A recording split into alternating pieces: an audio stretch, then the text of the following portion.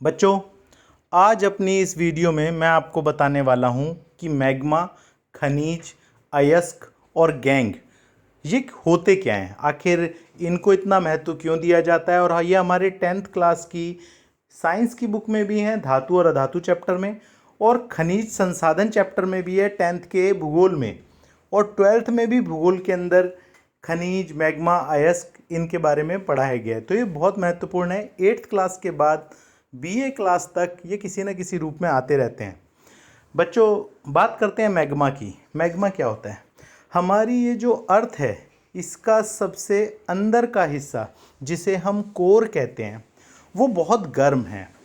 और जितने भी एलिमेंट हमारे को आज पता है, जितने भी तत्व हमें पता है, लोहा, तांबा, एल्युमिनियम, मैग्नीशियम, ये सारी एलिमेंट्स, ये सारी उस कोर में ही हैं।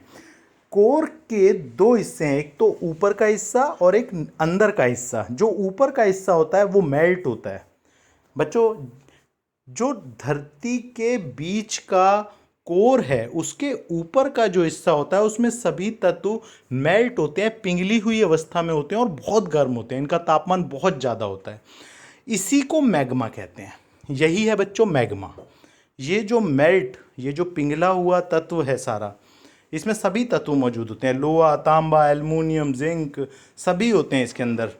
वो सभी मैग्मा कहलाते हैं, जो बहुत ज़्यादा तापमान पर होते हैं। अब बात करते हैं खनिज क्या होता है। बच्चों, जब मैग्मा ज़मीन के नीचे से, कोर से ऊपर आता है, बाहर आता है, तो हम कहते हैं लावा बाहर आया। ज्वालामुखी जब फूटता है तो लाल रंग का जो तत्व सारा का सारा बाहर आता है, जो उसके अंदर सभी तत्व मौजूद होते हैं। वो सारा का सारा लावा जब धरती के ऊपर आता है, ज़मीन पर आता है, ऊपरी सतह पर आता है, तो वो ठंडा होने लगता है। जैसे हम चाय का एक गर्म कप जो है अगर हम रख दें तो थोड़ी देर बाद वो अपने आप ठंडा हो जाएगा। ऐसे ही मैग्मा धरती के भीतर होता है। जब बाहर आता है तो उसी मैग्मा को लावा कहते हैं।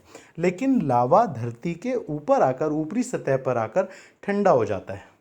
और इस लावे के ठंडा होने के बाद जिन हिस्सों से तत्वों को प्राप्त किया जाता है, यानी कि लावा में जिस जिस हिस्से में तत्व मौजूद होते हैं, इन्हीं को खनिज कहते हैं।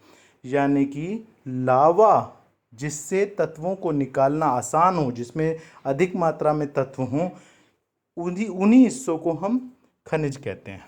यानी कि लावा ही ठंडा होने के बाद जब वो ठंडा हो जाता है तो उसे हम खनिज कहते हैं।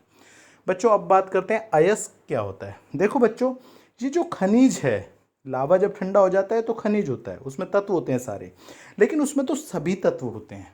लोहा भी होता है, तांबा भी होता है, एल्युमिनियम भी होता है, सभी तत्व मौजूद होते हैं खनिज में। लेकिन जिस खनिज के हिस्से में कोई एक तत्व ज़्यादा हो, जैसे मान लीजिए खनिज का एक टुकड़ा है, उसमें बाकी सारे तत्व हैं, लोहा भी है, एल्युमिनियम भी है, कॉपर भी है, जिंक भी है, लेकिन आयरन, लोहा सबसे ज़्यादा मात्रा में है, सबसे ज़्यादा मात्रा में, तो हम उस खनिज के हिस्से को, खनिज के टुकड़े को अयस्क कहेंगे।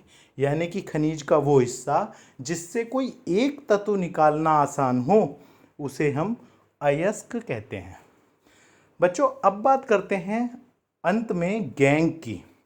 धरती के नीचे से जब मैग्मा लावा बनकर बाहर आता है, ठंडा होकर खनिज बन जाता है, और खनिज में जब एक तत्व ज़्यादा होता है तो उसे उस तत्व का अयस्क कहते हैं। खनिज के उस टुकड़े को उसी तत्व का अयस्क कहते हैं जो तत्व उसमें ज़्यादा है।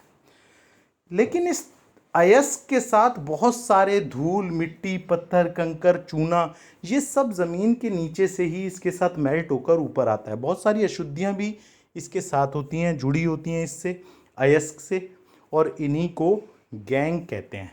यही है बच्चों गैंग के कण, इन्हें अशुद्धियाँ भी बोल सकते हैं। तो बच्चों, आज आपने सीखा मैग्मा, खनिज, अयस्क और गैंग क्या होते हैं। मिलेंगे अगली वीडियो के साथ।